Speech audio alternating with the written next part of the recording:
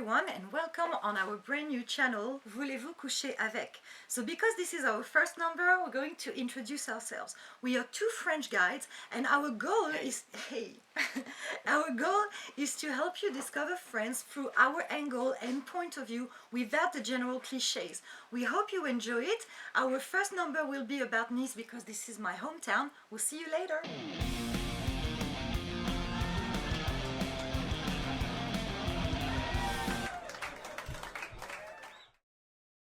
Hey, so we're gonna start our tour by a chronological point of view, which makes more sense anyway to discover a city. It doesn't mean you have to do it the same way, but every single place we're going to talk about is worth seeing.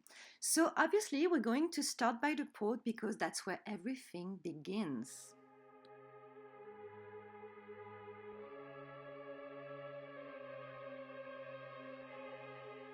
Terra Amata.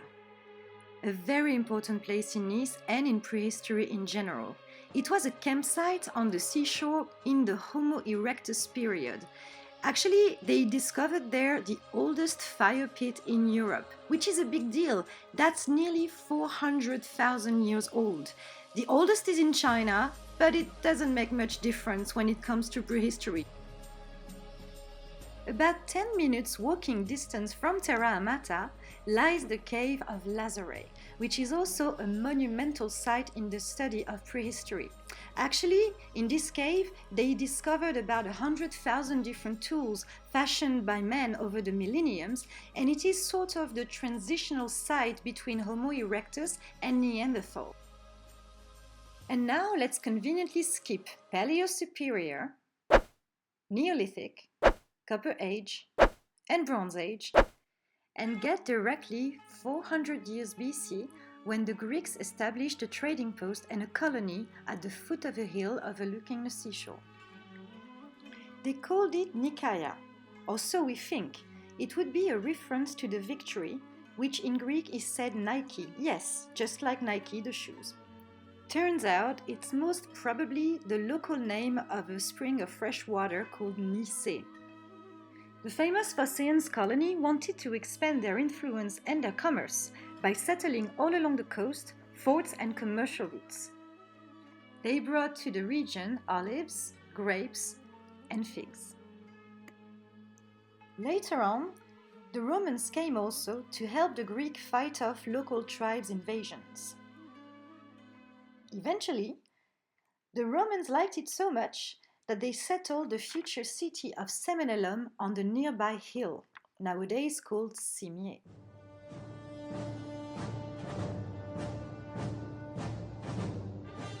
That was about 150 years BC, but they took it to the next level by transforming this savage hill into a refined Roman city with 3 sets of bathhouses and an amphitheater.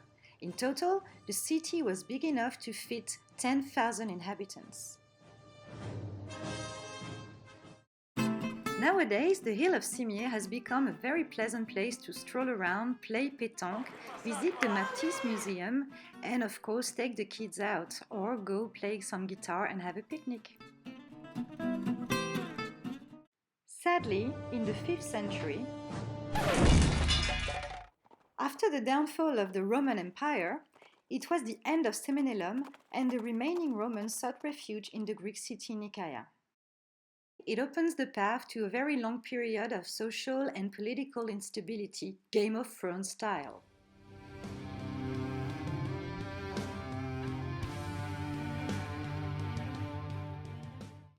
Which led eventually to the feudal society.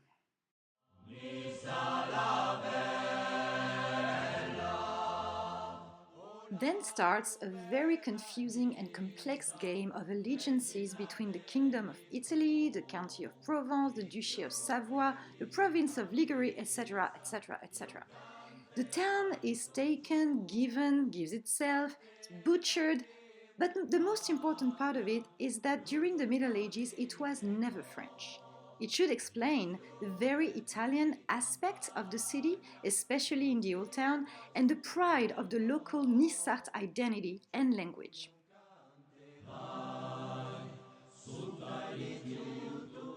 That language is simply an Occitan dialect. It's beautiful.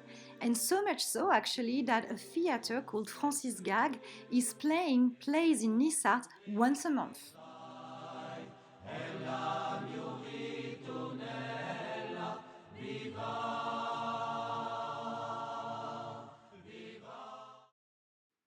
So, in the early Middle Ages, they started building a castle at the top of a hill, and then, of course, a cathedral.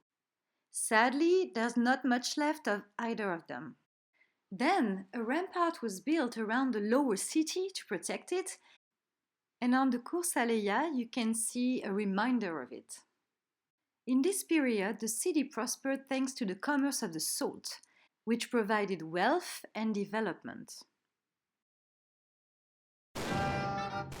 In the 16th century, Nice still isn't French. It belongs to the Duché de Savoie, and the French king Francis I wants to acquire it. Allied with the Turks, he besieges the city for several weeks, and the lower city is partly destroyed, but fortunately, the citadel remains untaken. This siege has left many visible marks in Nice, like these cannonballs. But it's especially the myth of Catherine Ségurane that stays in the memories of everybody. Even though she was a simple washerwoman, the legend says that she went up to the citadel to fight off the Turks with her working tools. And then, of course, she lifted up her skirts and showed her butt to the Turks. As a result, ramming speed. Ramming speed!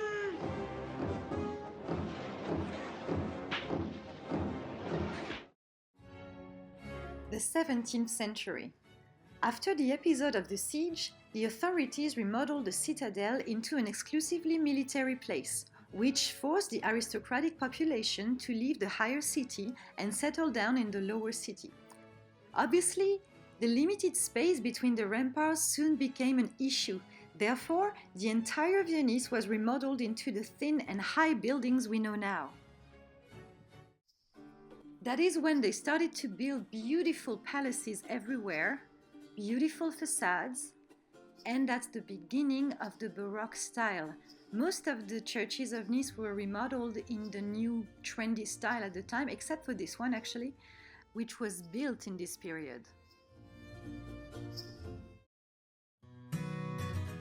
Nowadays, the Vieux Nice is an endless maze of shops, bars, restaurants. It's very lively. You can buy fresh food everywhere, even local food, which is very nice, very Mediterranean. And contrary to a lot of old cities, it is not a postcard because people actually live there. It is filled with beauties, and it's a bridge between French and Italian culture. Enjoy!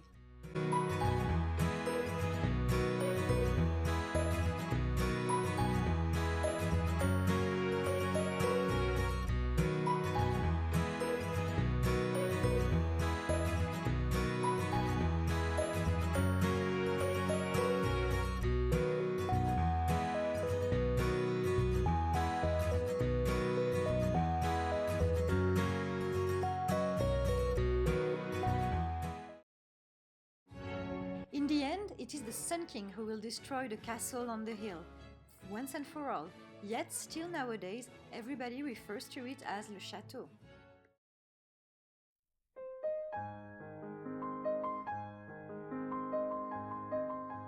At that point, Nice ceases to have any military role or strategic interest, for that matter, so it remained relatively peaceful until the 20th century.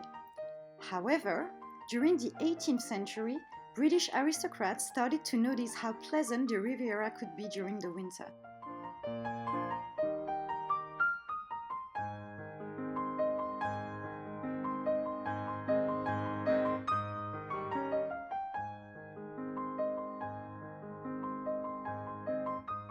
Oddly, the Scottish Tobias Smollett and his sarcastic book Travels Through France and Italy also contribute to the success of the Riviera. And soon enough, this privileged British class will start coming every winter and start building palaces in new areas of town. This period really shaped Nice as we know it now. For instance, due to a Napoleon law about the taxes about the windows, most people started to make their windows in trompe-l'œil, which means fool the eye. It's actually paintings that imitate windows. And it's quite a tradition in Nice, you can see them everywhere. Found it? But what comes to mind immediately is obviously la promenade des Anglais, which means sort of the strollway of the British. Together with Les Ponchettes and le cours Saleya on the right, there were places where they liked to stroll around, sometimes on carriage, sometimes by foot, and basically that's all they had to do. They were very rich people. They did not mix well with the local population, but they initiated the very touristic cooling of Nice. Ever since this period, Nice has always only lived through its tourism. And what a tourism! Before and after the annexation in 1860, Nice had British, Russians, and soon French aristocracy visitors every winter, and it transformed into a gigantic playground for rich people, with fancy hotels, casinos, theaters. It was the Belle Époque.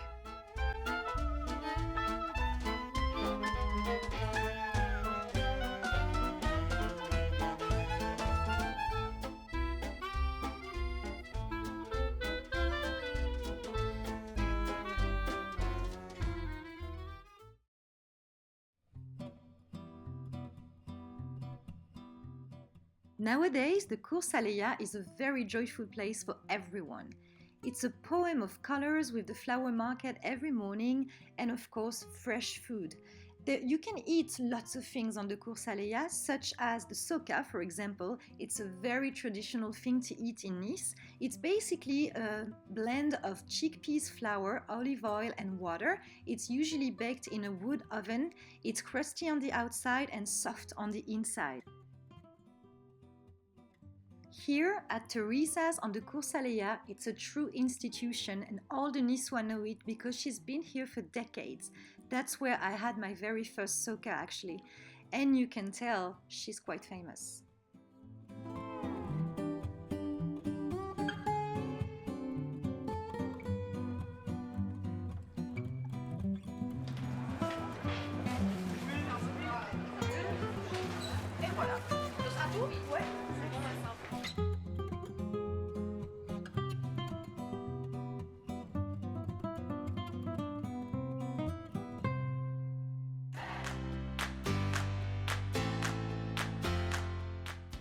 Before and after the annexation, the city was developed a great deal. Far from the Middle Ages period and very faithful to the 19th century, the great boulevards sprung around Nice, leaving a very rich and distinctive touch of Art Nouveau and Art Deco.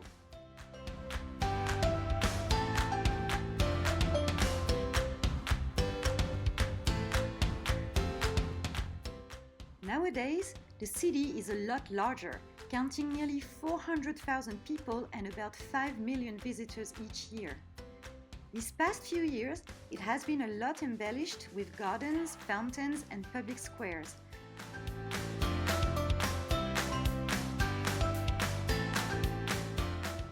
The Place Masséna is very imposing with its red colors, and of course there's the tram. So ask yourself only one question. Voulez-vous coucher avec Nice?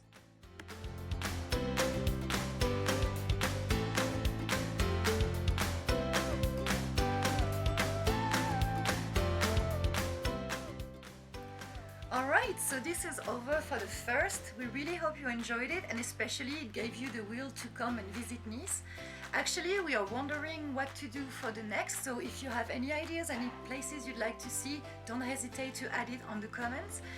Because we live in Périgord on the southwest of France, we're going to treat Sarlat most probably on the next video. So don't hesitate also to go on Facebook, put some thumbs up. Our Facebook is VVC avec, and always ask yourself, voulez-vous coucher avec Nice?